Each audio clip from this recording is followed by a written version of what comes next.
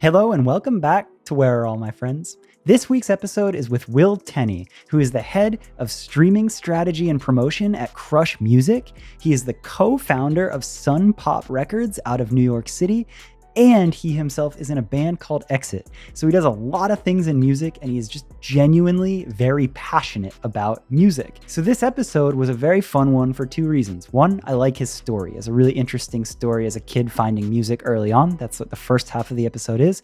And two, as we get to the back half, we talk about actionable advice that anyone that's watching or listening to this can apply to either your artist project, if you're looking to get more monthly listeners and streams and build that, or if you're an industry professional and you're trying to come up with some new ideas or learn that side of it. So we talk a lot about the current day state of streaming and what you can do to promote your music and kind of how certain algorithmic methods or ways of promotion are a little bit antiquated now, and what the current scope of that looks like and how you can grow it more organically and properly. So I love doing an episode where we really share tangible advice, and we did that in this episode. He's a pro in that area. He shares a lot of great advice there. So for all those reasons, it was fun. Enjoy it. Let's get into it. Where are all my friends? Will Tenney, my freaking friend. What's up, man? Dude, we did it. We're here. It's time. So check me out. I'm honored to do this one. We've been friends for a couple years now, maybe longer actually. Yeah. And we just see a lot of things eye to eye. Like even right before we started recording this, just the little catch up we're doing, like every time we hang out, every time we get together, for the listener, he lives in New York. So it's not all the time, but when he is in LA, and actually I haven't seen you in New York. So when you're here in LA, when we do catch up, every time I'm surprised. I'm just like, he gets it. He freaking gets it. And like the way we talk about the music industry that then translates to business, and the way that we look at the big picture, and the way that things and trends are evolving, and how to do business properly and do well by people, you always get it. And I'm always refreshed by that. I always leave our conversations a little bit more like, all right, yeah. So for that reason, I feel like this episode has been a long time coming. And kind of what I want to do in this episode is hear your full story, because out of all of our friendship, like I know more of what you're up to in the day to day, and I know a little bit about your backstory, but leading up to that is really interesting to me. And then just kind of see if we can share a couple ideas of some of the things you've learned, and you've done really well in the music industry. And I think that you'll have a lot of cool advice to share with anybody listening, whether it's on the industry side or an artist. And you're a listener of the pod, so you know the flow, you know what you like, you know what you don't like. And I think that I think it'll be cool to have an episode with you, because I think you'll bring something to it. So for all of those reasons, thank you for being here. Well, thank you for having me, man. It's an honor to be here. And before we get started, I actually wanted to make sure we were recording for this. Before we get started, for everyone listening, I just want to take a quick moment, very brief moment of appreciation for the man, Andy Cram, for two reasons I thought about this. One, for just doing a killer job of moving our culture forward and coming up with a great idea and executing it excellently. And two, just for being like an A+ guy that makes people feel good to be around. Like you're just an overall excellent human. And I feel like you don't get enough appreciation. And I just wanted, before we start and talk about me for however long, God knows, just wanted to throw that out there. I'm a big fan of the podcast. So that's really honor to be here, man. Really freaking nice of you. Thank you. You got it, man. That's become the joke, and you know that joke is like, if it's the Where Are All My Friends podcast, I will do anything to dodge talking about myself, because I hate when hosts make shows about themselves. So I think it's very necessary. And if you're listening, if you want to get far in life, don't be a dick. Be good to people like Andy Cram, and I think good things will come. There it is. Damn. And be a nice guy like Will that shows up to the podcast with sidecar donuts and coffee. That was a first, my guy. Thank you. So to get into the thick of it, for a listener who doesn't know who you are outside of my little setup there, tell me briefly who you are and what you do right now in music. So I'm William Tenney. William. It's formal. When I hear that, I hear it in cursive. I'm head of streaming strategy and promotion at Crush Music. I co-founded the New York City-based label and management consulting firm Sun Pop. I play in the alternative band Exit. And a million other things, but those are my three primary roles. Dude, that says it really well. And I think that's another reason why we're friends is we're so excited about the space that we work in that I at least have kind of like creative ADD where it's like, I can't just do one thing. Like you have this dope role at Crush. Like that alone, somebody could just like put their feet up and be like, this is fucking it. And then you're over here and you're like, well, yeah, I also founded this this basically record label and management company, and I'm in a band and all these things. And I think that's why we get along is there's always something going on and there's always a bigger picture. And that's what I want to talk a lot about in this. It's a good life, man. Yeah, It's a great life. it's cool. And you know what's funny is like I was thinking about this. So again, for the listeners out there, I'm a huge fan of the podcast. I might actually be like in the 1% of listeners, and I listen often, and usually in the gym. And when I listen, I get so excited. Like I spend a lot of my life in my alone time, like thinking about what I call macro music business theory, which is just like grand concepts. And so when I'm listening to your podcast, my mind is going crazy. I have all these ideas. They're racing. It's almost like I'm having a conversation like with with nobody. I'm part of it. I'm I'm throwing things out. And I actually like, no joke, I write them down, the ideas on my doc that your podcast kind of like triggers. So every time I'm listening, I'm always like, oh man, Cram asked me to be on this podcast. Here's a bunch of things I would want to talk about. And here I am on the pod, and I can't remember any of them. You don't have the doc? Where's the doc? Oh shit. Well, the doc was not specifically like if I'm ever on the podcast. They're just like concepts that I'm thinking about. That might help me in my life or whatever. Well, that's really cool that you say that because I that's how I feel when I listen to my favorite podcasts. And I think that's why I wanted to start this, right? Like that's the idea is I want anyone to be able to sit down and listen to this and like really take away, learn through a conversation and through somebody's story. Oh yeah. And then let that spark your own ideas and let that encourage you to take some of their successes and their stories and put your own twist on it and do that. Because I think we can learn a lot through examples and stories. And I think storytelling is so powerful. So all of that to say, hell yeah, don't really sweat the doc, because what I've found in doing these is like just as we talk and as I hear your story and like whatever comes up will lead to like whatever we end up getting into. You know what? I'm just wherever this conversation goes, it goes. It's gonna be freaking awesome. And I've even like the podcast has like helped my network. Like obviously we were talking about this earlier. I know probably 50% of the people that come on the show, but I don't know the other half. And like in some cases, I've like made really great new connections from the podcast. Like a good example is, Gavin Chops. Yeah. Like of course I know who he is and probably vice versa. I don't know. But like I reached out to him and he's just like, hey man, like your name's always coming up. Like you should roll through. Came by my office, comes to my like monthly industry hangs now at my apartment. Josh Terry, same thing. Like listened to the episode, was like, hit him up. Was like, dude, I'm always just incredibly impressed at how eloquent of a speaker you are, how you're able to like concisely talk about macro music business concepts. And like, I'd love to just get on the phone for 10 minutes, and hits me back in literally less than 10 minutes and was like, call me at 4 p.m. tomorrow. Amazing. And that's happened 3 or 4 times probably. Honestly, let that be a note for a listener. Like that's something where like, I've always hoped that people would do that. Yeah. Like it's not everybody that will come on a podcast and share and like open up and tell their stories, but I try, like, I feel like it's my job to curate good people, right? To be like, hey, maybe even if you don't know their name, I promise you there's something cool here. Listen. You do a good job of finding them. When you find that person, like, I think that's really cool. I hope listeners do reach out and shoot DMs to these people because like it means a lot when you're a guest on a show and then people take the time to listen and care. And I want like people who get along. Like if you listen to a whole episode and you're like, everything they said, fuck yeah, you're probably gonna get along and you probably should know each other. So hit them up and talk. So fuck yeah for doing that. You're setting the right example. Those were good examples, man. So to get into you and to tell the story of who you are and how you got to the spot that you're at now, because you have a really fucking cool position and you're doing cool things. Take me back. Where I like to start is like right around your days of like finding the beginning of your thing and what that looked like. Yeah, man. So I feel like I'm unique in that I always knew. I can't remember a time that I didn't know.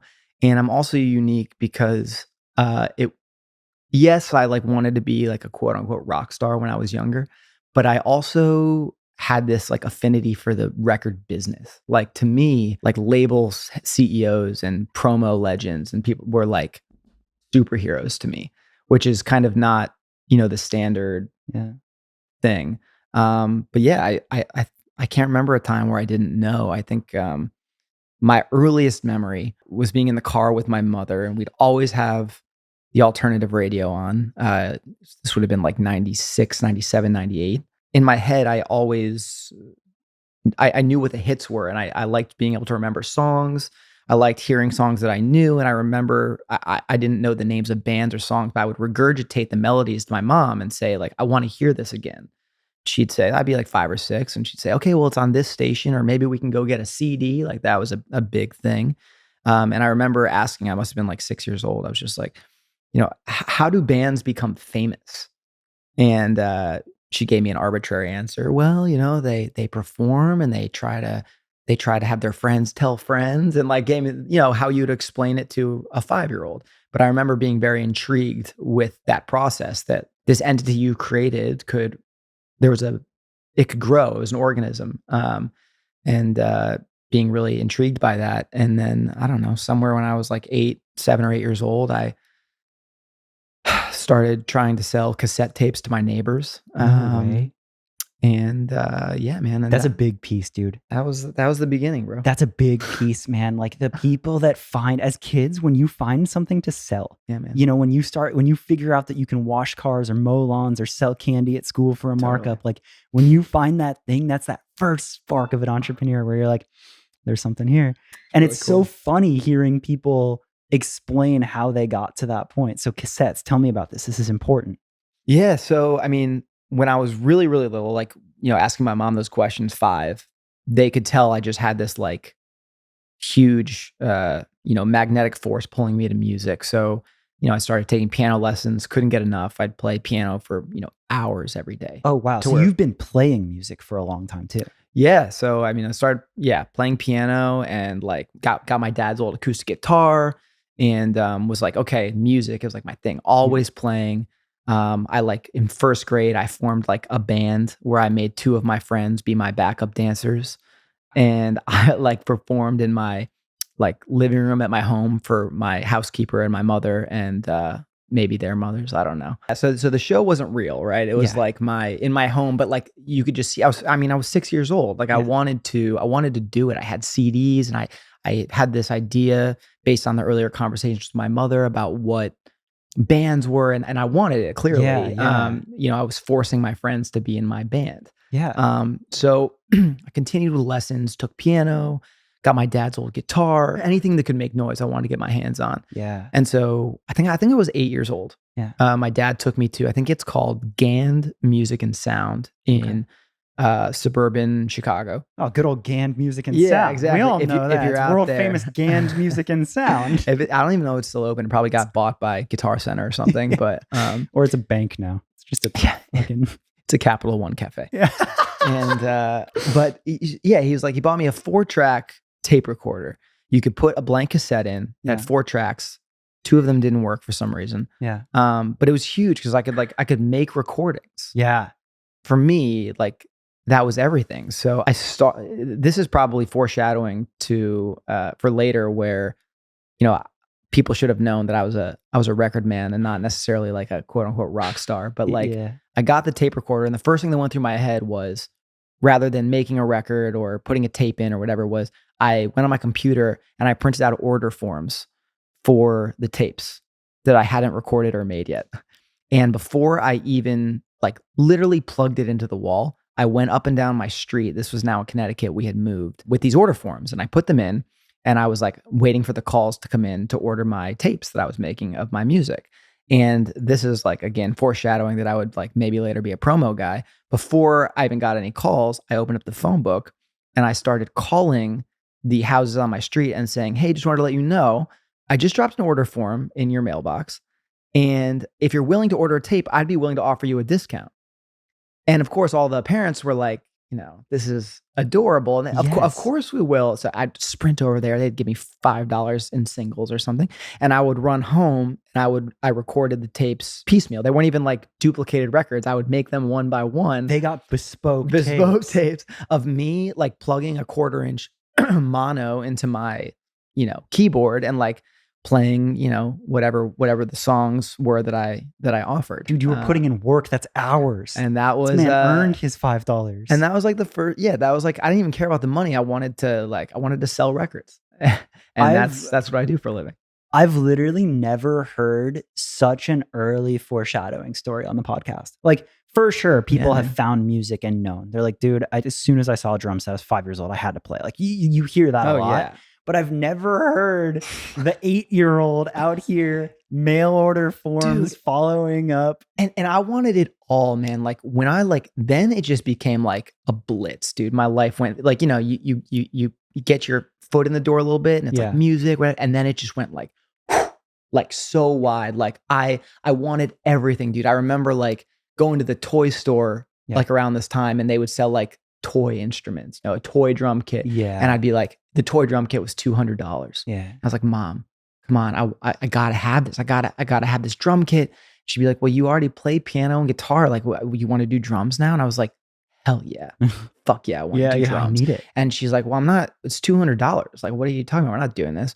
So I ended up getting like, I don't even know how this happened, to be honest with you, but I was in like a commercial, and they paid me $400 to be in the commercial. Done deal. And $200 went into my savings, and $200 bought the drum kit. And I was like, every day I'm going over to my buddies' houses for play dates, and I'm like, my mom's like, what are you doing? I'm like, I'm packing up the car.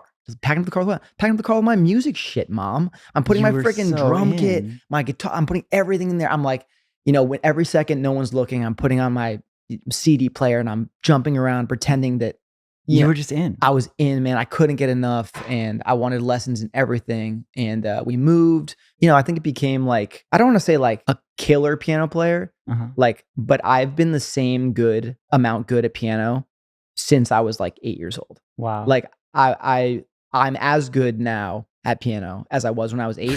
So now I'm like a decent player. Like I can sit down and play, but when you're 8 years old, you ripped. Yeah, you're like a virtuoso. Yeah. Exactly. So like every time we go to like a cocktail party or whatever, all the parents, like anyone who like I sound like a egomaniac, but like a couple years there, like when we had moved to Connecticut, like I remember anywhere we would go, if anyone had like heard my name, like at school, they would like pull me out of class, and I remember they'd be like, we have a student touring the school. We want to really impress them. Can you play piano at the assembly? Like it was that kind of thing. Whoa. So that's interesting that you didn't become piano guy. Like there's different careers there. Like I'm hearing a couple things, and there's so much in a story. And I honestly, like, I want to get to some like practical advice and the discussions that we have when we sit down for coffee and all that. But it's just wild to me, like what I'm hearing down memory lane now. Sorry. Oh no, dude, you're good. Like what I'm hearing though is like, that's the feeling of like finding your obsession. Like that's that magic moment, right? It's like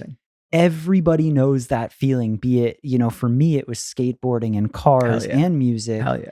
But like when you find that thing and you can't get enough of it, and you're reading every magazine and you're going to the store, you're trying to get every single thing, like that was you. Oh yeah. And I feel it. Oh yeah. So then I'm curious, like, take me a couple years later, because did you go to college? Like, what did it look like when you knew so much that you were going to be in music, but here you are like super good at piano, clearly like musically talented, but you also had that record label, sell records kind of thing. Like, yeah, man. Take me to that spot where you have to like make a decision. Like, were you playing and touring in bands? Did you get an opportunity to work somewhere like out of school? Like, how did you make that decision? How did you? Yeah, I guess like, so the next logical place to jump, if it's all right, is like maybe a little bit earlier than college. So like what I was just talking about happens, and everyone's like, okay, Will's the music guy, like almost arrogantly so. Just like, it's like, I don't care about anything else. Yeah. Nothing else matters.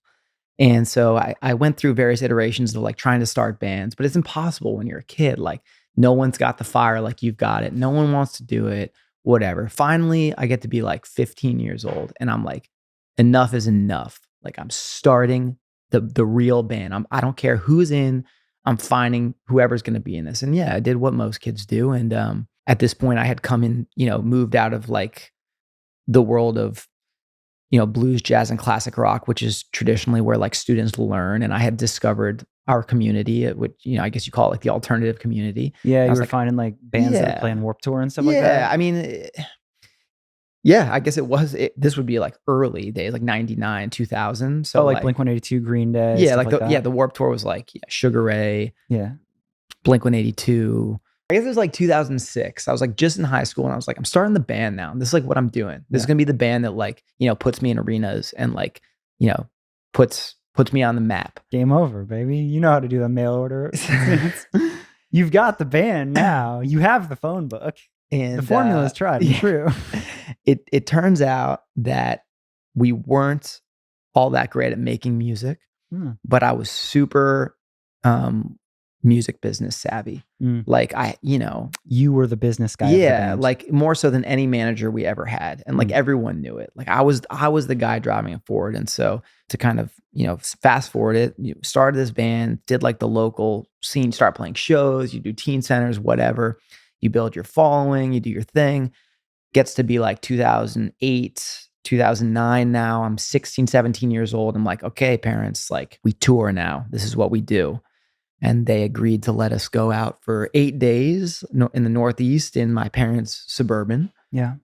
Did that whole thing. And yeah, man, it got, at some point, there was like a development record deal in there. Changed the name. It became sort of like later on, it became like a real thing. And then finally, I guess to like really fast forward, my plan was to do college and band at the same time, tour summers, tour weekends, whatever. And I did. And I think eventually college won. And I think, and I didn't think that was going to happen going in, but we become slightly less arrogant as we get older. And I'm really glad that that's how it went. That's so fucking interesting, dude, because completely not knowing your story, like you said all of that and I felt it. You said you did the tour in the Suburban and I was like, oh my God, the first tour in the SUV borrowed from someone is like that feeling. Everyone knows embarrassing, dude. No, so it's embarrassing so necessary. Rolling up to the venue. But like, that's so interesting to me because I have always felt that in those pivotal years, like when I've talked to the artists and the bands, more so the bands, I guess, but it doesn't matter. When you're at that like college tipping point where you're starting to tour and you're trying to do it, I kind of have like a bold view on this where I'm just like, you can't do both. Like as much as I kind of try to lie to myself about certain things and I try to be like, yeah, like find the time, I think like you need that conviction of like, I'm all the fuck in right now on the band thing. And when you are at that like not sure of college and band, the other bands that put every day and not the weekends and the summers in, or the weekends and the off time in, get those other opportunities. And it's almost like talent doesn't win, the consistency wins.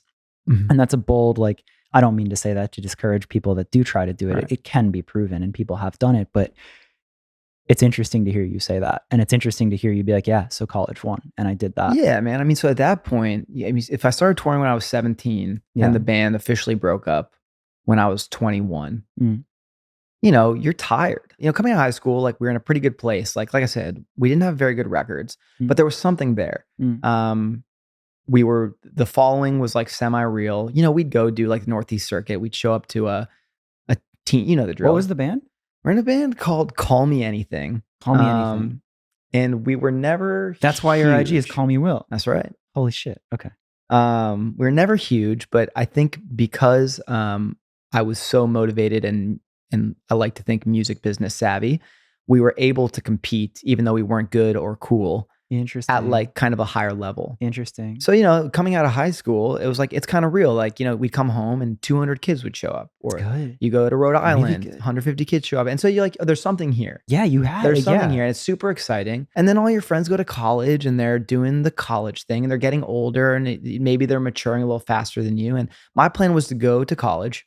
And this was a way I went to a school where they were super focused on work experience. And I was actually, the reason I picked the school, which is completely for the wrong reason, was because they were allowing me to tour as like a work study. Smart. And so I was like, okay, this is a way to appease the people that want me to go to college. And I can also like do the band. So for the first 2 years that I was there, I almost didn't go to college.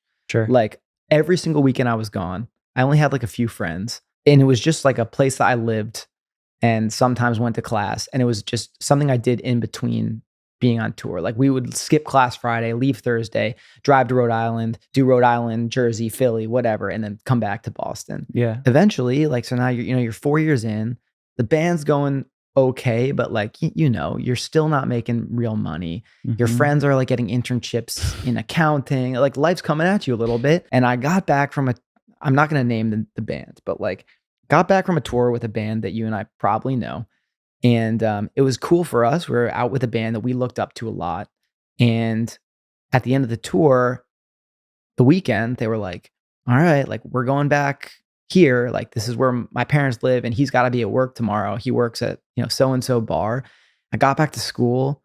I saw like one of my friends in passing and he was like, oh, I'm going to I'm walking over to a party right now. And I was like, man, a party? Like I don't really go to any parties. Like I don't really know that many people here. Like I was thinking about the band, like living at home. And I was just like, maybe this isn't it anymore. Yeah. Maybe it's time to try something else. Yeah. And we had just come off like a really big like moment. Like we had gotten actually Richard Rains Oh, cool. had us open the Boston House of Blues. And it was like a huge moment for us. And we had just had like some chart success with our record. And it was like a moment we thought it was like, and all that happened, people were like, oh, what's next? And I just kind of saw the writing on the wall. I was like, all this is happening.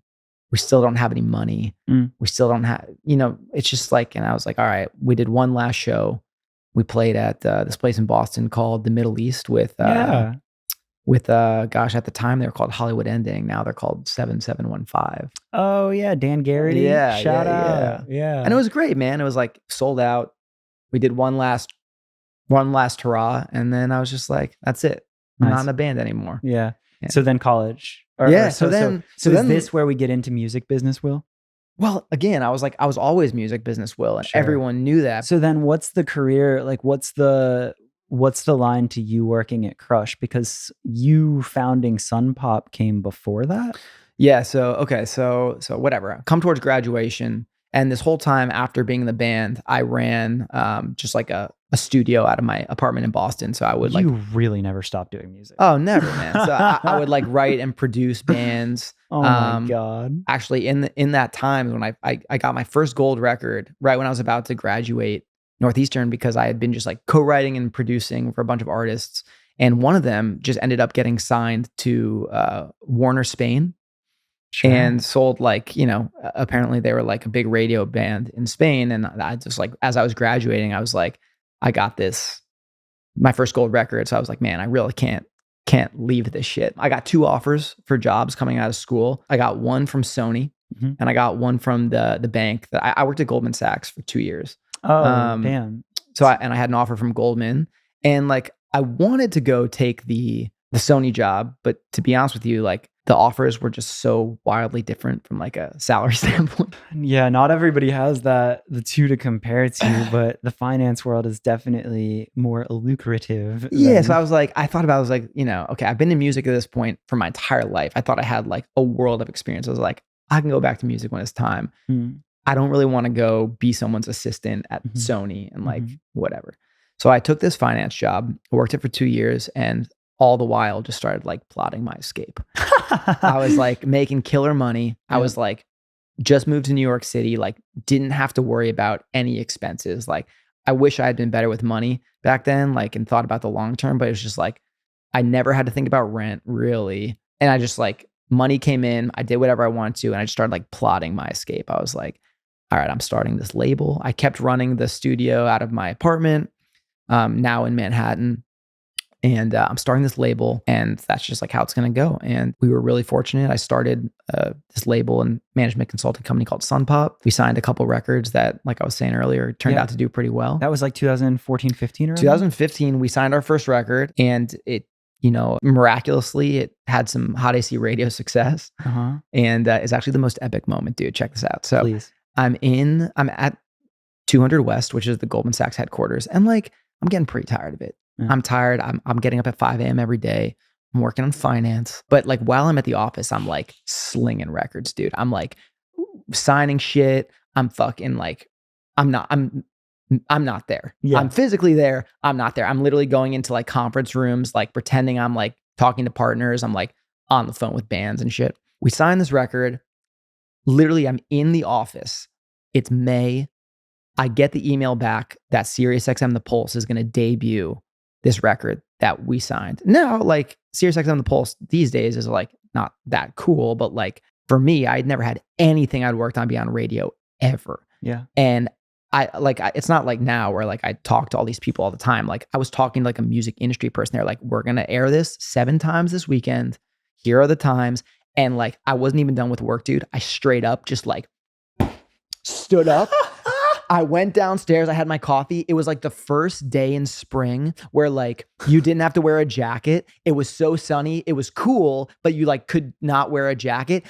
Halsey's New Americana had just come out. I had my headphones in. Spotify clicks on the New Americana. I fucking push this door open. I walk out in the city. I'll never forget this. Take a big like breath of crisp air in. And like, honestly, the rush of like oxygen and everything going through my fucking body, I literally started to like tear up. And I walked out of Goldman Sachs and I like looked up at all these buildings. It's sunny. It's the first day of spring. And I start to just like cry, dude. I left work. I got on the train. I went home and my dad, who usually would like, you know, he's a finance guy. So like he would reprimand me for like leaving work or whatever. He was like, dude, we gotta go celebrate. Let's get in the car. Let's listen. And it was a really, it was a special moment, man. We drove around in my dad's car. He was the only one home for some reason, just me and him. And we waited for it to come on and he took me out to dinner afterwards. And he like kind of knew at that point, I think, just me and him, like he was like, so what are you thinking now? Yeah. And I don't think I said it directly, but I remember we went to this like pub. We were sitting at the bar, just me and him. And I just said like, yeah, I don't know, man. I think I'm going to figure something else out. And I think he knew and I knew. 2 months later, I was out. I was starting the business. That kid who was on the radio ended up playing Madison Square Garden the next year. And the next kid we signed was like, I was telling you earlier, we sold 150,000 records with him. So, but I'll never forget this, dude. Like it was a physical reaction of me walking out of this building. I have a thing with the sun. Obviously, my business is called Sun Pop. I have a connection with this star. It just like beaming down on me, the crisp air, I like breathed it in. We are the new Americana. And I was just, holy shit. Like my body was just like oscillating at just the right frequency. God, you just did such a good job. Like, that was fucking storytelling, dude. I was there with you. I was in New York in that was moment. movie-esque, bro. And meanwhile, fucking Tanner next to me is like looking at this kid having a fucking visceral reaction. Yeah. And I was just like, get out of here, Tanner. Yeah, fucking Tanner. Jesus. Okay. Here's where I want to pivot because this is crazy. And this is where I want to like really pick your brain on a technical side, right? Like, you've done such a great job painting the picture of you getting to this spot. You started a fucking label. I did, yeah. For better or for worse. A lot easier said than done. I make literally dozens of dollars doing it. Yeah. Tens of dollars. My profit and loss is marginal at best. How do you fucking start a record label? Like, what did that actually look like? Like, outside of the story and the anecdotal, like, oh, cool, you did it amazing. Like, what did that look like? Did you establish an LLC? Yeah. How did you first start signing bands? Like, what is that? How does somebody listening to this that's like, yeah, I fucking hate finance. I'm doing that. It's my time. So I feel the sun. We didn't really know what to do. We just knew what we wanted to do and we just like started. So like found this record that I was telling you about, the radio record. And I was just like, all right, you just like start troubleshooting. You're like, okay. Can I ask you who it was? Yeah. So it's an artist that actually is still signed to the label. He's still there, those guys. It's called Dylan Rockoff. Okay. The first record's called Feeling Fine. Cool. It had good hot AC radio success. It was on the Today Show. It eventually, like I said, led him to go to Madison Square Garden, and he's still active today. Still sells records and tours. And amazing. So how the fuck does Will from finance go and sign Dylan? Well, I had been at I'd been in music forever. So I'm still very involved with your community. Recording in your studio. Yes. I was managing at the time this kid called Drew Chadwick from Emblem 3. Dylan was like at college and someone said, "Oh, like I know you're managing that kid on Sony, but like this kid is really talented. You should take a look." And I just told him, I was like, "Hey, so I'm going to try and do all this stuff for you. but you're gonna have to pay for it. And he was like, okay, how much? And I was like, $750 for 6 months. Perfect. And so we did it, and it like kind of worked. And so then I was like, all right, again, just troubleshooting. I was like, we'll keep doing this, but we're going to take 15% of your recordings. And then, turned out we did a tour. So you're spending a lot of time in the car with these guys. It turns out the drummer, he's on a long drive, pops in, he goes, oh, well, I make music too. Here's my shit. And I'm like, all right, well, like, do you want to sign to this label? And he was like, yeah, sure. Would you do for me what you did for Dylan? And I was like, fuck yeah, dude. So made that record. And like I was telling you earlier, this was probably one of the first 50 or 100 records to really go viral on Spotify. Wow. This was like before that was even a thing. Like, can I know that? Yeah. So the artist was called Valentine. The record was called Can't Let Go.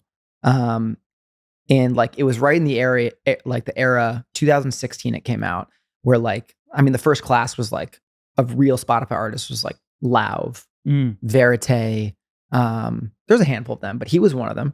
And yeah, like I said, like the platform liked it and it just went. Like we got our first royalty check and opened it up, and there was $35,000 in there. So I was like, okay, shit, like maybe we need to start. Thank you for sharing a number, by the way. Figuring some more shit out. Yeah, you got it. So on the podcast though, like it's helpful. Like it's cool to hear an actual number because somebody's like, oh shit. It was streaming like, it was streaming like 10 million times. Like we were viral in every country. We were going to take meetings I was going to take meetings at like 300, Atlantic was reaching out, like everyone, it was like a record that was going. It was a hot record for sure. Yeah. And just for background, Valentine is now one half of the juggernaut streaming group Fiji Blue, if you've ever heard of them. Oh, no shit? Yeah. Oh, I didn't even know that. That's crazy. Yeah, they're killing it. And he's a grade A human and a grade A musician. But anyway, so yeah, we just troubleshooted, man. We're like, all right, well, we're not going to take the 90% that majors take. Right. So like maybe we'll pay for you to make records and we take like 30%. So you knew your place. You weren't trying to take advantage of people. You were just like, it was a very genuine you being like, fuck finance. I've found this bit of success and I want to build this. Not fuck. I actually love, I love Goldman. A lot of respect for that firm and the team there. And I actually like really liked being there. It just wasn't for me. Got it. But, Okay. But yeah. No, that's better. I'm glad you clarified. But you're just like, you really found something that you were very passionate about, and it was trial and error and figuring it out and being like, all right, like what if I take a percentage and this is what you need? Yeah. It was and that was sort of like we didn't know it at the time, but we were like literally doing what is now common practice and like known as like the distribution deal. Right. And we were just like, okay, well, we're going to pay for your records. Yeah. We're going to offer label services to the extent we can. Yep. And we're going to take like a heightened royalty. It's going to be more than management because we're offering more, but we're going to take way less than a major does. And it's going to be great for everyone. Yeah. And we're going to make it work. So, and then what happened because we had that success was like all of their friends started hitting us up and being like, can we? And so we had like literally every week, 10 new kids coming our way. Got it. Like so literally. You made a product that spoke for itself. Oh yeah. Your product was good enough. And it was legit kids. Like straight up, dude. Like I went and got beers with Lauv. Wow. I don't know if you know who Dwilly is. He is like a big producer and artist in town here in LA. Like these were all people that were like coming to us being like, can we be on your label? And we were like, all right, we don't have the capacity for this. Yeah. But if you guys really want to be want our services, like you can pay for them.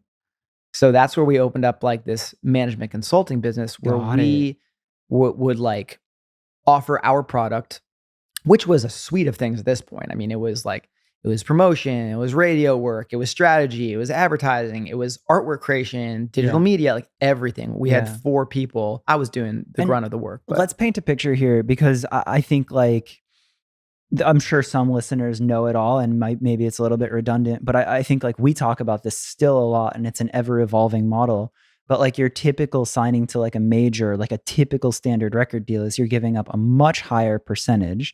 If you're a very, very established legacy artist, maybe you're doing 50-50 splits, but it's typically closer to like 80-90. Yeah.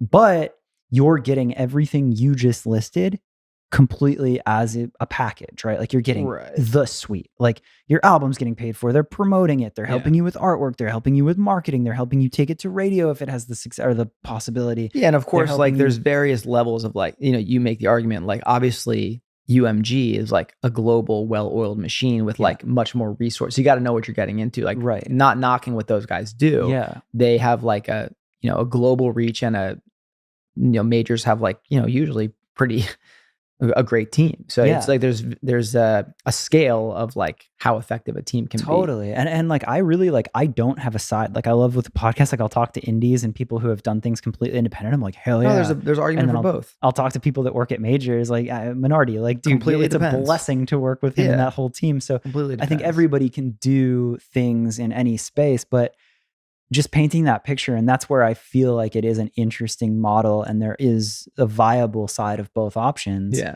Is for certain people, they want that major label, but however, you're giving up not only a higher percentage, a lot of deals then involve your merchandise sales, your totally. touring, Yeah. like every place where you're making money in music, Right. there will be a percentage paid. And now the majors though, like are offering more of these like distribution type deals because they like can't compete. Right. Because the U's of the world Yeah. early did that. And Right.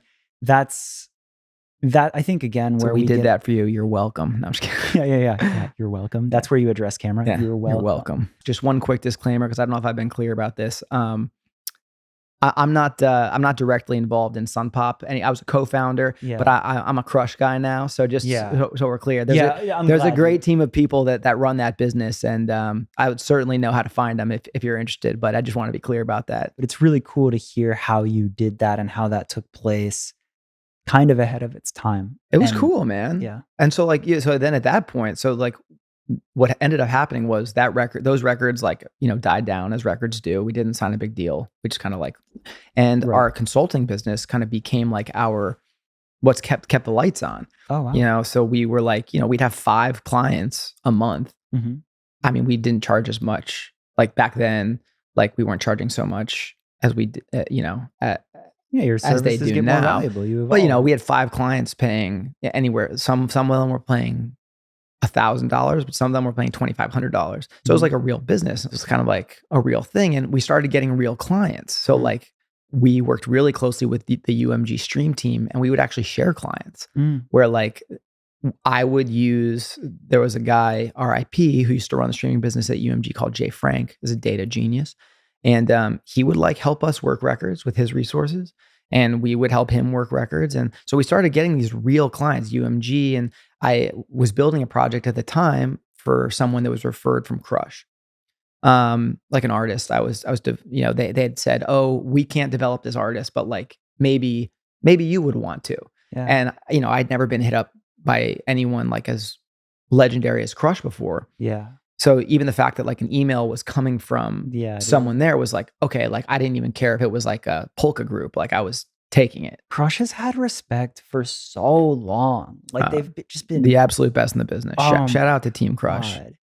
It's crazy. Like you're so right. Like you say that, and like it still holds up. Like you get an email from Crush, you're gonna open it, you're gonna read it, you're gonna be like, oh shit. I was like, and it wasn't like a Crush project that they were like really considering, I don't think, but it was just, they were like doing me a solid. Like someone there knew about me and was like, here, do you want this? And I was like, not only do I want this, I'm going to take this, I'm going to do an excellent job, and I'm going to report back in 90 days. So I took the project. I literally called up Christian Metis, who was like my homie, the producer behind, Lovely the Band, Oh Honey, Pink, Hillary Duff, Hot Shell Ray, whatever. And I was like, dude, Crush just called me. I'm bringing this girl in, and we're going to make a couple fucking records. Clear your fucking schedule. So roll over. We make some records. I get an EP ready to go. And I'm like, okay, hang on. These aren't like hit songs per se. They're not bad, but no one's going to buy them. And I need to report back. So I was like, okay, here's what we're going to do. I was like, we're going to host a release party. And the release party is going to have free alcohol for anyone in attendance. Here's the catch. To get an open bar wristband, you have to pre-order the record. Everyone loves free alcohol. We pre-sold like 1,000 copies. Held this party at this bar. Right at midnight, the record shoots to number 10 on the iTunes chart immediately. And so I literally the next day called them up and I was like, hey, thanks for the project. we're top 10 on iTunes, which was important at that time. It doesn't mean much now. No, like, that was very important. Here's what's going on. Like, have a nice day. Like, we'd also taken out a page in like Substream magazine. Yeah, I was dropping it. It was like, boom, like, if you got any more, hit your boy up. Don't hear from them for like a week, but like, they're like, hey, so what are you doing now? And at this point, I still was like on my own running this business, consulting business. I had like tried to like get another company to like absorb us so that I could go work somewhere, but it wasn't working out. I had a friend at Atlantic and they were basically like, okay, I'm like, dude, just give me a desk. I don't want to be paid. Give me a key card and a desk. They're like, we don't do that. And I was like, well, how do I get in the building? Like, you have to be an intern. I was like, okay, fuck, I'll be an intern. I'm not going to do like the program, but I'll be a fucking intern. They're like, well, we can't make you an intern because you have to get like college credit. Otherwise, we're like technically like doing slave labor. I think that's so dumb, by the way. Yeah, it's weird. That bothers me so much. I've been in that position where I'm like, look, I know my worth. I don't care. I'm willing to work for free because I believe in you. And companies are like, we believe in you. This is sick. We don't have a spot where we can pay you yet, but we also can't have you as an intern because of this stupid college technicality. That bothers me. It's anyway, weird, continue. But I wanted to be somewhere because I could see like, okay, yeah, we made some money from like being on my own, but I was like, okay, it comes in waves and I would love to have like a paycheck. And so whatever, I got in my car. And I'll bring this all full circle. I know I'm rambling here, but I got in my car and I drove to Norwalk Community College and I walked into the registrar. Oh my God. And I'd already graduated, by the way. And I was like, hey, listen, I need to buy credit for a class. And they're like, okay, what class do you want to take? And I was like, well, is there a music class? I go to the professor, I buy the credit. I'm like, listen, here's the situation. I had this success. I'm trying to get I'm trying to get a job. I need to be an intern. I can't get an intern for no college credit. And then she's like, okay, here's the deal.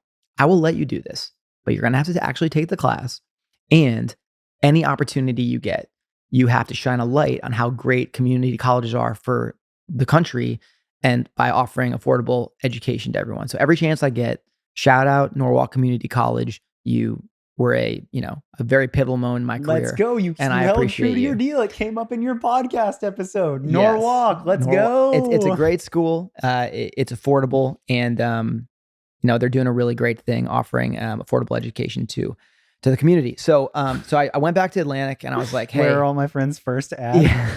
I was like, I'm good. So they gave me a badge. I was like in the intern program. I was like their worst intern ever.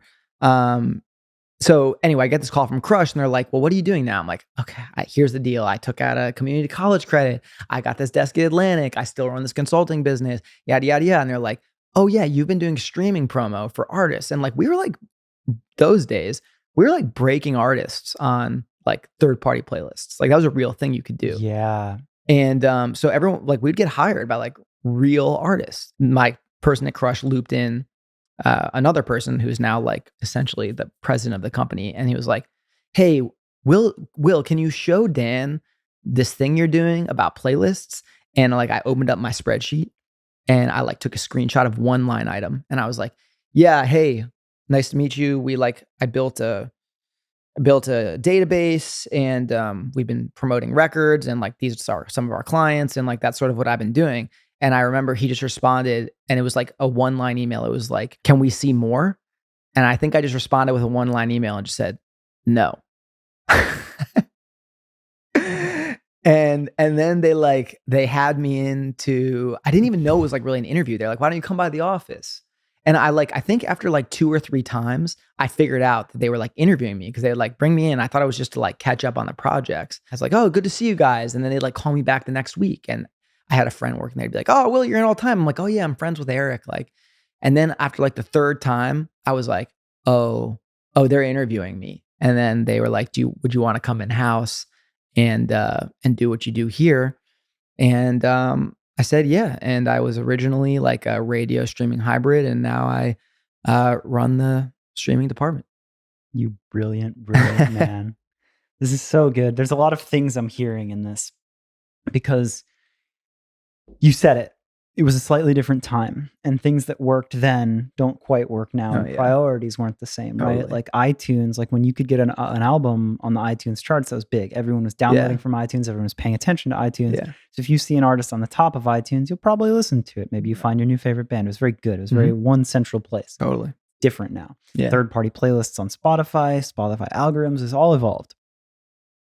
You found the strength very early and you kept playing into it and you kept building it. And then that leveraged you this opportunity. And I feel like that's a lesson right there. That's cool, man. That's a timeless lesson, right? We hear these things. That's what I look for in the podcast. I'm like, I see you leveraging strengths, and look how well that paid off. Like, that's so freaking cool. So as that was paying off, like, what did you learn from that? Like now you have this job, and that's what you do. And it's an ever evolving industry. And we were talking a little bit before this started, is like, it's almost a bad word now to hear somebody be like, playlisting? Can you hear me? Playlisting? Did you say playlisting? So it's like, what's that look like to you now? The way that Scrappy Will figured these things out then, what are you paying attention to now? Like, what's actually compelling? Well, I mean, it's a big question, but like to speak to like what you're saying about playlisting in general, like, yeah, I feel like people, when I tell people what I do, they think that I like quote unquote pitch for playlists. And like, to be honest with you, it's a very small part of what I do. Yeah. And that part of my job is just not very interesting to me. I mean, pitching for playlists is something that anyone can do. It's not, it basically is just whoever's got the most prominent product wins. Right. So pitching for playlists is like something that everyone does now. And it's not very interesting to me. I really enjoy the parts of my job that are a little bit outside the box. Like when I first came to Crush, playlisting was a huge thing we were talking about, but we were also like, okay, like what is streaming and like where do people stream music? And we, had the conversation like people stream music in movie theaters and in Ubers and grocery stores and airplanes and hotel lobbies. And we're like, who programs those? What happens there? Yeah. Can we have relationships with those people? And we helped, when I first came to Crush, we really, carved out a great little corner of like the retail streaming business where, in over 100,000 stores across the country. We work with, brands like Starbucks to, deliver them music to play in their coffee shops. I've talked to hotel chains. I work with airlines to program, what's on the screen. And, we work with DSPs now in all sorts of ways. Like all the DSPs have like advertising space, out of home advertising space in Times Square. And define DSP, sorry. Digital streaming platform. Yeah. Just for like all of the, like the Apple Musics, the Spotify, any of those DSP, platforms. digital sales platform, digital streaming platform. Yeah. It is kind of an interchangeable term, like depending on who says it. But totally. Yeah, sorry. And I'm much more focused on the numbers and the data than trying to acquire playlists. Like, I'm a big part of what I did at Goldman was, spreadsheet based, numbers based. I'm just kind of like I'm that kind of guy. I like to think that way. Yeah. And, I coined this term, I like to think I did, called algorithmic returns, which is basically like I realized that if pretty early on that there are things that you could do to have the algorithm, which is the code that each digital streaming platform is built on. There's things you could do to have the algorithm work in your favor. And what I realized pretty early on is that if you do the right things, your algorithmic returns consistently can be greater than any playlist ad. So I very early on, when artists, playlist is like the golden word. Sometimes it's the only word they know. Can you get me on playlists? Like, how do I get on playlists? Yeah. It's almost like I roll my eyes. I'm like, I think I realized that they were focusing on the wrong things. Yeah. And so, I really pride my portfolio at Crush on the fact that they're very strong algorithmically. So can you share some of those things? Like, obviously, I don't want you to give all your sauce away, whatever. You have a whole job, but like, give me that one line that you sent to Crush. Like, what can somebody listening to this do that would help algorithmically? Like, what are some of the things? One line that I sent to Crush was just like a line item from my, at that time, third-party database. No, I know, but I'm just saying. Yeah, algorithmically, I mean, just like some really easy things. And I think you've probably talked about this with Ben and Josh. The Streaming Council. The Streaming Council, which I've been left out of. Yeah, I was going to say, you need to join for a Streaming Council. It's a version 3 thing. They're just like, we can't have competitors in this bitch. Not true. You're coming on. Like a really easy thing if the goal is for artists to build their monthly footprint, I feel like, which I think they are a lot of the times, is you use monthly listeners as like a gauge, is to release products consistently, 4 to 6 weeks. I guarantee you that if you release a single every 4 to 6 weeks for a year, your monthly listenership will at least double. So that's a really easy one. That's great. Using advertising to build a profile of your listener and target those people to get really sticky listeners that will put positive data onto your song. If we're talking about Spotify specifically, we're talking about release radar and discover weekly returns. I don't know how specific that was for you, but those are a couple things. No. That's really good. That's really good. I love things like that. And you said something a second ago that kind of got me thinking, and I think it's good, but it's kind of a bitch.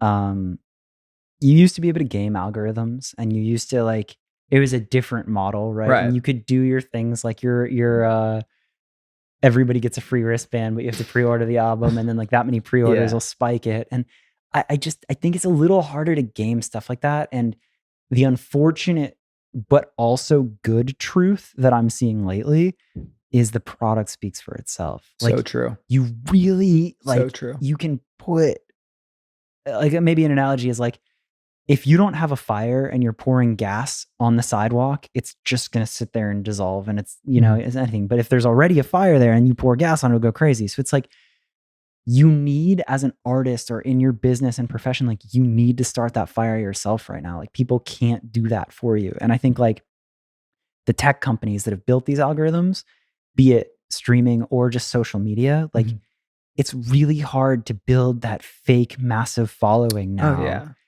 And it has to be organic. Well, they've dialed it in. I mean, we talk about the early days of Spotify. We didn't know the beast. No one knew the beast we were dealing with. Spotify didn't know the beast they were dealing with. Yeah. You could get, back in the day, it just wasn't dialed in. You could, if you were added, there was a 3 playlist combo. And if you were added to any 2 of the 3, you went, you made the viral chart. It was just it was an equation. No way. It was that simple. Because nice, simple time. It was, and people just didn't understand the beast that they were dealing with. Yeah. And they've dialed it in since. The algorithm is much more regulated now. Yeah. Especially at Spotify and even TikTok. Early days, think about the ways that those artists, like the Lil Nas X's of the world, or Trevor Daniel, or whatever your example is, think about the ways that those people broke on the platform versus the way that people are breaking on the platform now. That's because they're dialing it in. They're changing things. They're changing the way things work. Yeah.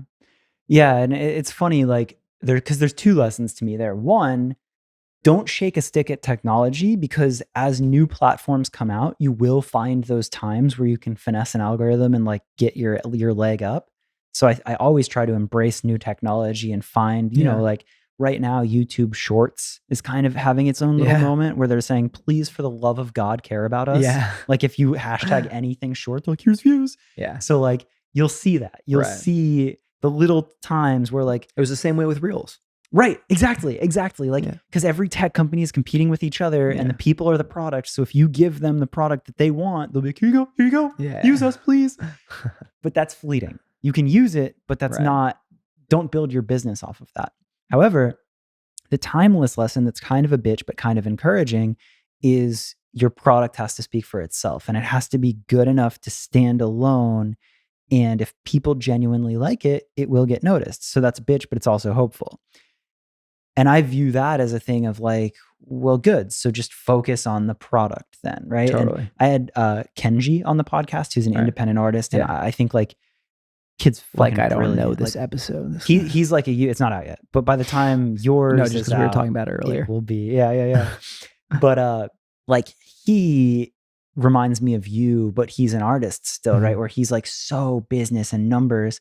And he really, really broke it down and looked at it all. But the thing that I heard in his, where I was fuck, I need to apply this to where all my friends, is he built a community. He understood a funnel. He understood, this discovery, a listener, a fan comes from this, and this. As soon as they're in and they have the eyes on me, I need to convert them to be a real fan. So he has this amazing Discord, and he interacts with people and he learns these people.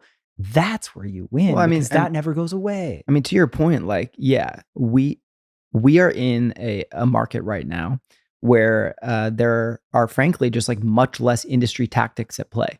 Mm. You can't like it's much harder to like manufacture something like you could in say like the 90s or the 80s. Yeah. And the product speaks for itself. Like what kids want is what naturally sifts to the top. Yeah. And you see it all the time. Like I won't name names, and I'm not calling anyone out, but like you see this all the time. You get like a 20-year label executive who retires or gets laid off, and then they go on, they start their own thing, and everyone's excited to sign with them, but they sign something that's outdated or that was their idea of what would work, 10 years ago, 20 years ago. And like everyone says, oh no, well, but this person's in charge of it. So they're going to make sure. And it's like, and then you kind of see they're like, well, what happened with that person? That didn't really work because like, that's not how it goes anymore. I'm sure you can make a phone call and like maybe get a look or two, but like if kids don't want it, kids don't want it. Yeah. Yeah. That's such a good point. And I also think that it comes back to what I always think about is like attention. I think attention is so valuable. Like everyone has the same 24 hours in a day. Mhm. And it's like if somebody chooses to give you the honor, the time of day to stream your whole song, to watch your music video, to tell a friend, like that's time. That's so valuable. So when you really dial it back, I always try to like shift that attention to like, how can you give your ideal consumer something that they're going to want to spend their time on? Mhm. And again, it's like the product itself will speak for itself. But it's interesting. I just like these conversations. I don't know where they go. I don't know what the resolve is, but it's just no, like it's interesting to talk about. And like to what you were just saying, there's like, it's pretty clear right now when you like go and look at an artist, you can kind of like, there are metrics in place and on the internet, you can kind of tell what kind of artist they are. And there's all these different lanes. Like, there's artists like Kenji, right? mhm, Who you can tell might not have like millions of listeners, but like, that it's a really special community around him and his music and they're super engaged, right? And then on the other side of that spectrum, you might have an artist, let's just say like an electronic artist or a DJ who does have millions of listeners, yeah, but the attachment to the brand or to the artist is very, very small, if at all. yeah. And like you'll see that too. Like I see that in touring and tickets.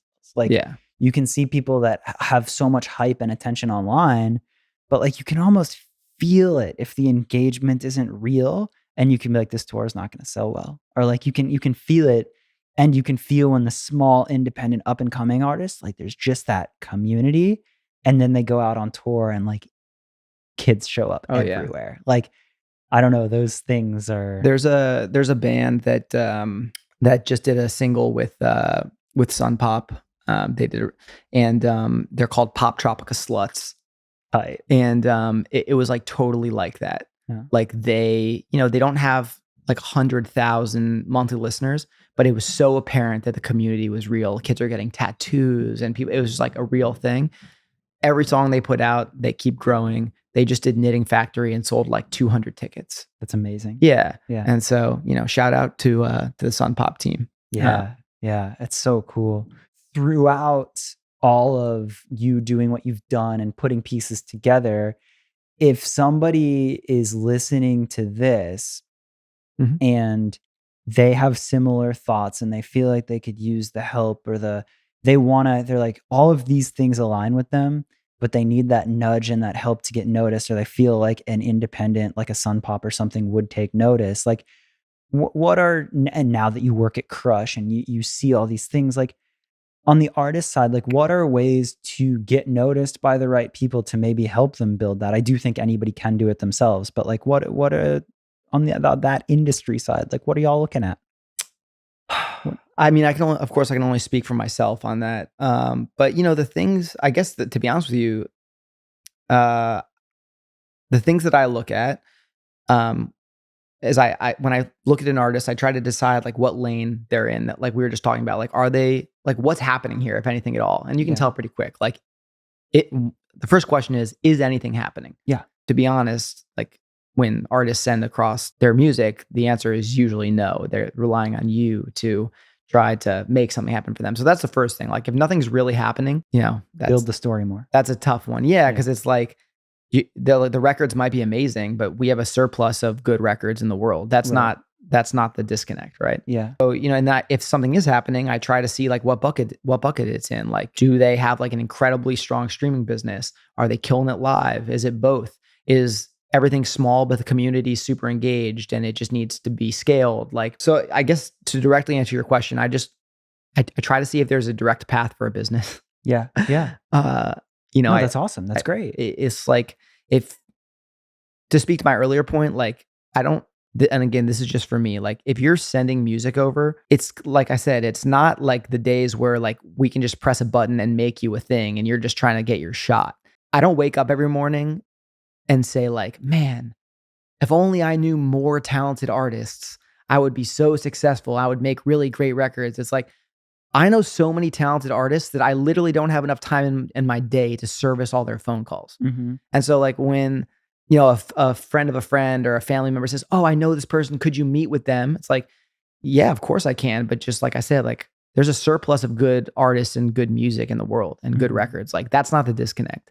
The disconnect is trying to figure out a path to get them across and make it a business. And so, for me, it's like, if there's nothing there, it's really hard for me to think about what anyone would do with it, crush or otherwise. That's really good. And I don't want to set you up to sound like an egotistical guy answering that. I think you're very humble and it's not like you think you're the shit, but I think that needs to be like just that message and getting that thought into your head, no matter what you are, like what you're doing with your career, but specifically artist wise, like people want to help you, but like, how can you clearly state like where your business has potential outside of the talent? Because I mean, dude, even me, right? Like how many fucking podcasts are there out there, right? Like you have to figure out your way to like translate it so clearly of this is why you should pay attention and this is what it is. And that's a constant struggle, but I personally think people need to pay a lot of attention to that right now. So I'm glad you shared that answer. Yeah, it's like if you're like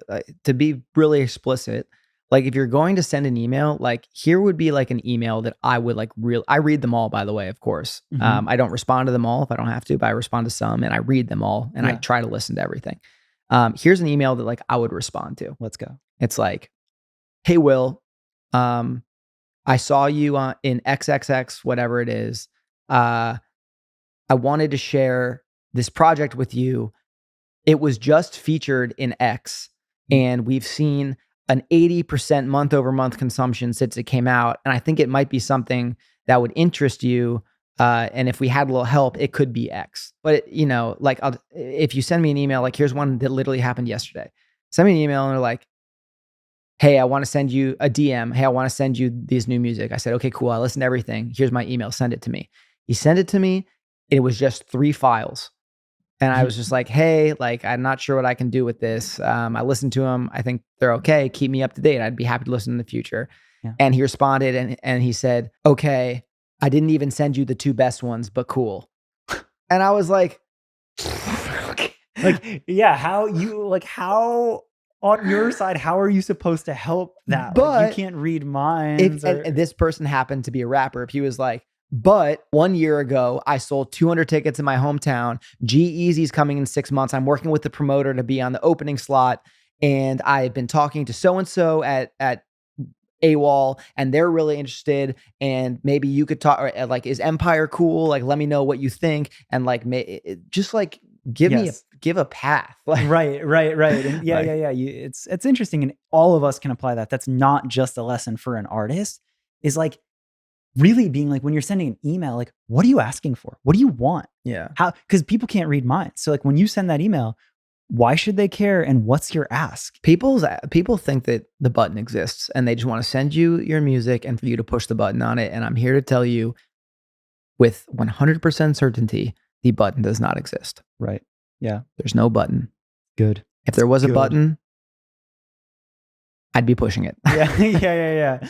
I would be doing everything possible to chase. And if you don't think that's true, go really look at whatever the most recent crop of major label signings are. Go see if you can find them, and you'd be surprised how much bigger you might be than some of them. Yeah. And if there was a button to push, they would be pushing it on those acts. Yeah. That's huge. I love that. I And love as that. another disclaimer, my opinions are mine. They do not reflect Crush or any of our artists or anything like that. Totally, totally. And that is also something that I try to preface in this podcast is like, it's not like you're like the world's biggest streaming pro and like the best. And like, I try not to make it this thing of like, here's the Whoa, most dude. qualified. Whoa, that hurts. But yeah, it's just like, this is just us chopping it up. And these are conversations that you and I have all the time. It's just, we put some mics in front of them. So it's like, Some really nice mics. yeah, But yeah, man, dude, I just wanted to say like, thank you so much for having me. When I have these conversations, I really remember like it's easy to forget not just music in in every path, but I really remember how blessed I am to like lead this life as a music person, and not because of anything that it does or doesn't afford me like monetarily, but just because I get to work on stuff that I love, and I get to have an awesome life and an awesome fiance and home, and everything in my life is just, it really makes me realize like having these conversations with you, or having these conversations in general, just like how lucky I am. So thank you for having me, man. I don't know if this was the end or not, but I wanted to say that. I have one more question, but I also like, I like that you shared that. And I think that that's actually like, again, not to make it about you, just like your acceptance speech and being, I'm so awesome, I'm so thankful. Like, everybody should do that. Everybody should take a second and find that gratitude. Like, bro, I broke my leg. I couldn't walk for like 6 fucking months. Like every day, even if I have a shitty day, I'm like, I can fucking walk. Legs are fucking awesome. And when you come from a place of gratitude and you just take those things where you're like, all right, I'm not the most this, I'm not the most that. I could use a lot more of this. Yeah. That's fine. But I guarantee like anyone has those things they can stop and be grateful for, right? Like you have so many things on your list that I'm sure you want to accomplish, but here you are and you're like, this is actually pretty fun. Well, it's so cliche, but like, I'm not trying to be cliche, but like seriously, like take a second and you know, the only point in life legitimately is to be happy. That's it. There is no, I mean, obviously you don't want to like at the cost of other people's happiness or anything, but like, you know, the best thing you can do for everyone around you and like all your loved ones is just like live a full and happy life and find a way to like be grateful for it. And I always tell like whenever my fiance is like feeling sad or whatever, I'm just like, okay, repeat after me. Both of my legs work. Both of my arms work. It was kind of sunny today. My parents are healthy, like whatever. Yeah. No shade if like, you know, if any of those things are not the case for you, but right. Like, but just find those little things and be appreciative. All right. The final question. All right, dude. The final answer. Nice. I like to look back and on that kind of being thankful, but like just the perspective now that you've gotten to a new level. If you could go back to a version of yourself at any point in your career, because you have had so many different lanes, the whistle, where would you go back at the point of the most turmoil or uncertainty? And knowing what you know now, would you have changed anything? What version of Will would you go back to, and what advice would you then give yourself? Oh God, well, going back to like any past version of me, I think like the advice that I would give to myself is just like try to be nicer to people. And I think you like as you just get older and wiser in general, like, you know, I look back on 2 months ago and I say that about myself. But like, you know, when I look at like my 19-year-old or 17-year-old self, I'm just like, you know, kids are you're closed-minded, you're kids, you're arrogant, like you're rude sometimes. And it's just like there is nothing cooler, and there's nothing cooler than being a kind, grateful person to everyone around you. And if you're not if you're not doing that, it's because of something inside of you that's, you know, not sitting right. And eventually you like come to realize that. So I think I would go back to my earlier self and like be like, it's okay, man. You don't have to be like that. You don't need to bulldoze people. You don't need to write people off. You don't need to hold grudges. You don't, just like, it's all good. There's nothing cooler than being that. And I'm still, I think everyone is continually working on that. Like I said, I look back on 3 months ago and I say, oh, I shouldn't have talked to that person that way on the phone or whatever it is.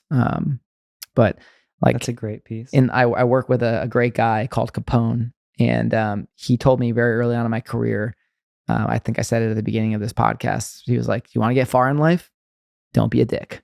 And I hold that so near and dear. And when I talk to people, and now I'm going on a tangent, but like when I have altercations, you have them all the time in business, right? Yeah. I sometimes have to vent to my fiance, and I'm like so worked up, and she's like, "Why do you get so worked up?" And I'm like, "Listen, to be honest with you, I'm not worked up because of the altercation or what happened. I'm worked up because I was that person, and I know whether it's in 6 months or a year or whatever, they're gonna regret it or they're gonna come crawling back because the business is just too small." You know what I mean? Like you have to be good to everyone. And I'm not mad about what happened. I'm mad for them. I'm sad for them. I'm like, dude, I've done that before, and I'm trying to tell you it's not the way. Yeah. Like So that's it. That's the advice I would give. It's church right there. That's great. Bro, we did the thing. You're a good man, Andrew Cram. I appreciate you. Thank you for having me. I hope this is as good of an episode for the listener as I find them to be when I'm listening. I don't know if it will or won't be, but as a host, I feel pretty satisfied. As a host, I'm like, yeah, my favorite thing in the world is the days where I'm like, I get to record a podcast. And I feel fulfilled in having recorded a podcast. Who's better than Andy Cram? Who's better than this guy? I hope that's it. You're the man, dude. Where can everybody find you? If they did like this episode and they want to shoot you a DM. I mean, if you like the episode or do you want to chat or talk shop or whatever, I'm callme_Will on Instagram. I'm Will or William Tenney on LinkedIn. And that's kind of like the two things that I do. If you want to DM me, I don't know if I give out my email pretty regularly. Just I hope to hear from you guys. Yeah. Talk shop. There it is. You're the man. I appreciate you. Thank you for having me. Dude, it was an honor. Thank you for doing it. Let's go. Thank you for coffee and donuts. You got it, bro. So there you have it. Another episode of the hit podcast, Where Are All My Friends? I hope that you liked this one. I hope you did get some good, valuable insight from it. I hope it sparked some new ideas. I loved what he had to say about like he'll listen to this podcast at the gym and he'll come up with ideas. Like, I hope you're doing that. I hope you're using this podcast as a resource and it's helping you think of new, fresh ideas. Like, that's what I wanted this to be. So let us know if that is that for you. Make sure to hit him up on Instagram. One thing that you can do that not only helps me, hopefully it helps everyone around us, is share this episode with someone else that you think would like it. Whether it's this specific episode or the podcast as a whole, the more people that are finding it, the more people that it's helping find their path in their professional careers, the more it grows, the more I can talk to other people and the more of like a community and an ecosystem we can build. And to me, that's the coolest thing ever. If you do such a thing and you really, really want to support the show and let the world know, I have some Where Are All My Friends stickers. And I mostly send those out to people who support on the Patreon. But you know what? If you made it here to the end, you're a real one. You're listening to the whole episodes. Shoot me a DM. Let me know your address. I'll mail you some stickers. I just want to get the word out there. Outside of that, let me know more guests you want to hear from, more specific people that you think would be helpful, other specific topics you want to hear about. I love hearing from y'all. I love trying to make these episodes as good as they can be, cover topics that need to be talked about, all that good stuff. Stay in touch. Let me know all those things, and I'll be back next week with another episode. Thank you for listening.